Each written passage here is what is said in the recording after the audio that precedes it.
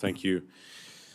Mr. Skinner, let me ask you about CBP and TSA and trying to be able to dial up. I'd mentioned before, loosely in my opening statement, we're at 500 days wait time right now for a visa interview from many countries. So if you're planning to be able to come as a spectator for the World Cup, you better have already applied or have an appointment for that, or you're not going to be able to get in. So obviously that's an issue. What other issues would TSA and CBP face that you would see for our world guests that are coming? Yeah, I think, Senator, thank you for that question. In addition to those wait times, when you look at the traditional time to hire new officers being 18 months, getting new staffing on board and starting that process expeditedly is really critical.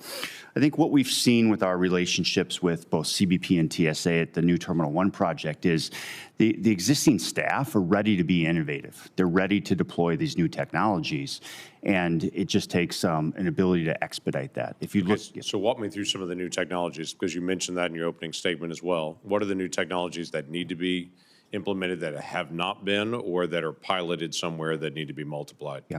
If you take the example of EPP, which is a technology welcoming U.S. citizens through without an application fee. It's deployed in 8 airports over the last few weeks. It is dramatically increasing processing time for U.S. citizens, which then allows the officers to focus on non-U.S. citizens and process them more quickly. This is a technology that can be easily deployed, relatively low cost, and is seemingly an opportunity to make it safe, secure, and quicker. Okay. You'd mentioned as well about AI and the usage of that. You mentioned baggage screening in particular. Are there other areas that you see that AI could be implemented that's not currently being implemented? Baggage screening is the important one, Senator, and one of the enablers for deploying AI technology on baggage screening is the deployment of CT machines. Under this current plan, all U.S. airports will have CT machines by, I believe, 2042. This can be expedited much more quickly. If you look at what we've been the largest shareholder in London Heathrow for more than 18 years. We've been able to deploy almost 150 lanes of CT machines there. New Terminal 1 will open with CT machines. It's a proven technology that just needs to be expedited. Okay. When DHS was first created, one of the mandates was entry-exit verification. Yeah. That if someone comes in, they are evaluated that they're in, they have a visa for X amount of time, depending on the visa, and that if they don't leave, we know they haven't left. That was one of the mandates from DHS creation. We're now 20 plus years later, we still can't do that.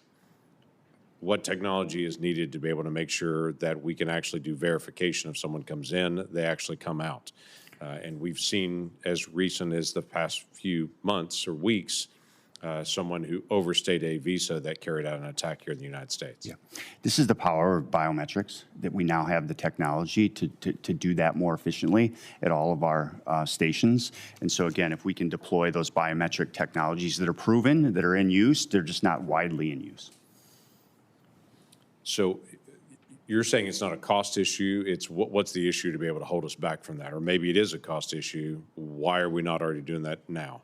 Well, the plan, if you take CT machines as one example, the plan is to deploy those over all of the airports, just over a long period of time. Doing it sooner saves money and enjoys the benefits of quicker processing and the economic benefits that come with that.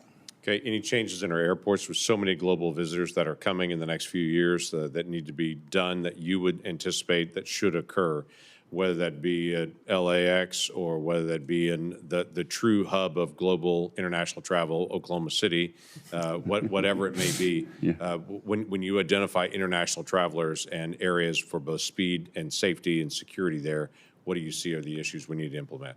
As part of the U.S. Travel Association's commission, one of the opportunities we had was to visit LAX and speak directly with the CBP agents there.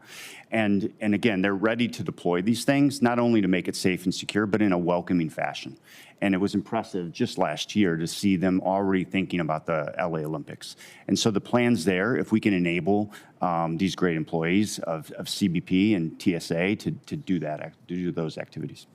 Okay. I'm going to go ahead and hold some additional questions. I'm going to go to the ranking member. I know you hadn't had the opportunity to finish some of your questions. And then when we're done, Senator Hassan, do you have